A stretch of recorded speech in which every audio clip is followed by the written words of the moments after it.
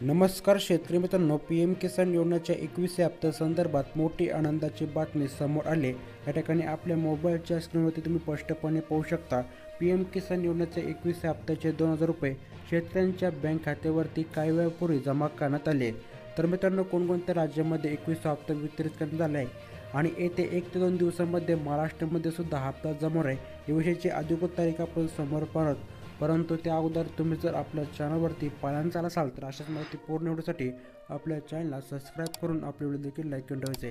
चला, या ठिकाणी तुमचा जास्त वेळ न घालवता आपण आपले व्हिडिओ सुरू करूयात। मित्रांनो, यामध्ये सध्या हिमाचल प्रदेश, उत्तराखंड आणि पंजाब या 3 राज्यांमध्ये पी एम किसान योजनेच्या 21व्या हप्त्याचे वितरण करण्यात आले। परंतु आपल्या पण राज्यामध्ये शेतकऱ्यांच्या पावसामुळे मोठ्या प्रमाणावरती नुकसान झाल्याने केंद्र सरकारकडे आता मागणी केली जात आहे की महाराष्ट्रातील शेतकऱ्यांना पण पी एम किसान योजनेचा 21वा हप्ता वितरित करण्यात यावा, जेणेकरून शेतकऱ्यांना दिलासा मिळू शकेल।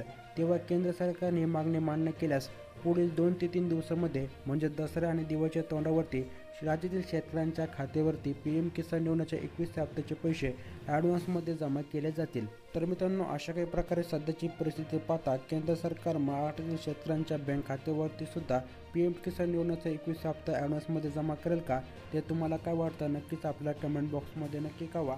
आणि मित्रांनो, पी एम किसान योजनेचे पुढील वेगवेगळे अपडेट जाणून घेण्यासाठी आपल्या चॅनलला नक्की सबस्क्राईब करून आपले व्हिडिओ देखील लाईक करून ठेवा।